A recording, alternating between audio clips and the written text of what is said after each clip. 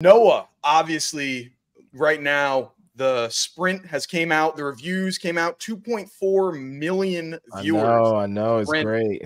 Top 3 in the top 5 in the platform, top 10 in the entire world. What were your thoughts on this? You know, you were in it obviously, and now you're watching it in full for the first time. What are kind of your thoughts on how this project went, and you know, the hopes for the future here? Yeah, I have a lot of thoughts when it came down to it, and I'd say that most of the thoughts that I had before it came out haven't changed. I knew that it was going to do well. That was not going to be an issue for me. I knew it was going to be successful. I'd seen what Box to Box had done with other series like Drive to Survive, Breakpoint. I think the Full Swing, I think, is the golf one. They're all very successful, and I knew that, you know, track it has just as much action, is just as, you know, entertaining as all the other sports that they have done. And even while I'm, you know, we were at World Championships and I'm with the film crew, I'm like, you know, how does, you know, World Championships, it was before the first day. I'm like, what do you think so far? And he's like, bro, I think this is going to be the best one we've ever filmed. And, you know, this is the film crew saying that. I'm like, you guys have seen all the different sports behind the scenes. And, you know, to hear that, it was very reassuring. So when it comes out, I'm, you know, again, I'm not surprised that it did well. And I'm not surprised that the people in the track and field world were not completely satisfied. And to give a reason why, I'll use Janelle, my girlfriend, as the perfect example. She comes in and we watch it. We binge the whole thing in one day. Then we meet up with my mom and my family over there, mom, pop, sister. And you're like, you know, what did you think about it? And Janelle was like, it was okay. And I'm just like, I don't know. It was pretty good. She's like, no, it's okay. And she's like, well, what did you want more from it? I don't know. I wanted the drama, I guess. I don't know. And my sister said, Janelle, they're coming to this sport and asking the experts to show the sneak peek of behind the scenes. Guess who they came to? You're the expert. We in the track and field world are the expert. So we know what's going on in the track and field world. The show was not designed for us. The show was designed for everybody outside of us, everybody who is a new fan, who's occasionally watched, that can say, oh, I did track in high school, or I did track in middle school, never really picked it up. Oh, I've heard about Bolt, but, you know, that's about it. It's for those people. It's to get them fully involved with, oh, our multiple track meets throughout the year. Oh, there's a world championship every 2 years. Okay, there are things going on that's not just the Olympics. And now I know the players in the game, or at least I know the very top players. And the good thing about it is they set it up in a scenario where, one, they could talk about the Olympics, and two, they can add new people along the way. Yeah, I 100% agree. I think this was great to get new people involved. Like a lot of my, like at my regular job, like I work in professional sports and in hockey, and there's a lot of people that are fans of sports, but they don't care that much about track and field. It's you know, I like basketball, I like football, I like hockey, I like stuff like that. And the second that this got announced, all these people are coming to me like, yo, you hear about this sprint thing? You hear about this sprint thing? I'm like, of course I've heard about this sprint thing. Like, well, what are you talking about? And then when it actually released the first day after, so right after 4th of July, when everyone came home and back to work, hey, Colin, you see this? What were your thoughts? You're like, I like this. I like this. I'm like, yeah, man, like it's a cool sport. It's an exciting sport. And I think I had a similar sentiment that Janelle had there of, for me, I think we were missing a little bit more of that, like back and forth between people. In my opinion, episode 5, which was your episode and Fred, you and Fred kind of like going at it a little bit. That was my favorite episode. I thought there was the most amount of back and forth and banter. I'm not just saying that because you're here. I've been saying that since before we even knew you were going to be on the show. I watched the show. Yeah. So like episode 5, like that was like exciting to me, like especially the line of that's what everyone says before they get beat. I mean, I know I watched that, you know, live, but if I was seeing it for the first time, I'd be like, damn, that's kind of spicy. So like I thought that was an area that we could get a little bit more of, but you know, this is the first time a lot of people are, you know, athletes are getting this type of behind the scenes thing, and you may not want to, you know, put all of that stuff out there. So I always, when I was watching this, I was like, yeah, of course Noah's on this a lot. You got the best lines in here. Like you really going after people with that, man. Yeah. What do you think, Williams? I think is smooth, but I haven't finished the series, so that's why I'm letting y'all talk. Bruh. Okay, well, let's break down the episodes that you have then. Well, I've seen part of the first episode, and I've seen all the social media clips that people are spamming me right now. So that's kind of like where I'm at. You know what I'm saying? So the first I've seen episode. a lot of clips of like I've seen clips of everybody though. That's the crazy part about it, but I haven't watched the full series, unfortunately. Yeah.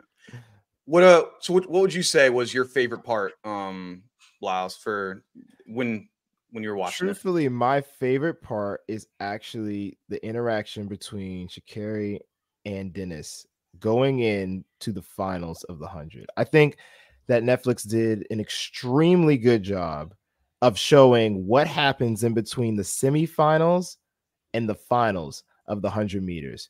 There's an hour 20 minutes in between that semi to that final. One, we didn't know if Sha'Carri was going to make it into the final. Two, she gets into the final. You're already behind schedule because everybody who qualified automatically is already in the back. Okay, now Dennis is like, I got an hour to get the. Hang on.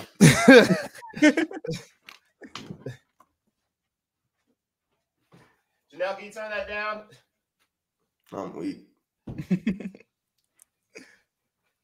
Power of editing. We'll be all right. No one will know. Sorry about that. The girlfriend watching anime. All right. Yeah. So, Dennis is saying, I got an hour to get into the mindset of Sha'Carri, and we got one thing to fix. That's all I can do. I can only channel her energy into one thing. And he's like, I'm gonna fix that start. And it's so easy to say that, but to do it in that little bit of time, she didn't get top 2. You got beat by everybody. You're in an outside lane, a far outside lane. Technically, if this was an 8-lane track, you wouldn't be in the race. So it's like, there's a lot of things that, we're going against her. And he's like, it doesn't matter. It doesn't matter. It doesn't matter. It's easy to say that, but to do it is another thing. And then finally, they're walking up. You're as an athlete, you're probably thinking, dang, I got to do this thing. If I don't get it right, then I'm not going to be able to, perform to the best of my ability. Dennis says, I'm not going to have you focus on that. He's like, I'm going to ask you a question, but I'm not going to ask it before we get in. So now her mind is on this question. What the heck is he about to ask me?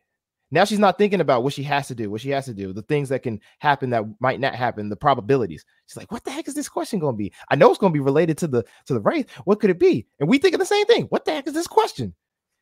He gets up to the moment and he says, who's the fastest? Now your mindset is no longer focused on what you have to do, on what might happen, the probabilities. It's now, I'm already the fastest and I'm about to prove it right here, right now. It's already done. And when I heard that, I was like, ooh, I know why she won. Because if I heard that, best believe everybody's necks would have been dragged across by my spikes. Yeah, you need the big thing. It seems like the coaching, the relationship that they have was amazing to see. Of like when they're just talking and just the trust that they clearly have. Clearly, you and Lance have just an immense amount of trust between the athletes, and it's important to know when is the time that I need to be technical and say, hey, one question I got to have is like, hey, like, are you driving your knee up? Like, there's times for technical and there's times for just like be the badass person that you are and just go out there and like just demolish everyone. And like that's not a technical thing. It's just like you said, who's the fastest? Me. I am. Oh shit. That's it. I don't need to be get your elbow. You need to put your elbow. You got to do all like there's times for that and there's times not for it. And like that was a perfect moment. And I think they captured that extraordinarily well. And then transitioning right into that race, boom. It's like, of course, no wonder this happened here, Exactly. So I like that. I also liked the information with that they're going with Elaine Thompson-Herah or Hera for with her transition of going from within MVP and then getting coached with her husband. I would have liked a little bit more info there, but I thought that was cool. As in American, I don't see as much track and field media in Jamaica. I'm not as well versed of what's going on with them, and so it was interesting to see how that transition's going, what things are looking like, and once again breeding up those conflicts, the conflict resolutions that they did have. It's funny you say that because, you know, Janelle being Jamaican and having trained in MVP, I've been getting the drama from Jamaica in camps for at least 5 years now. There's a lot of times where I make references to Jamaicans.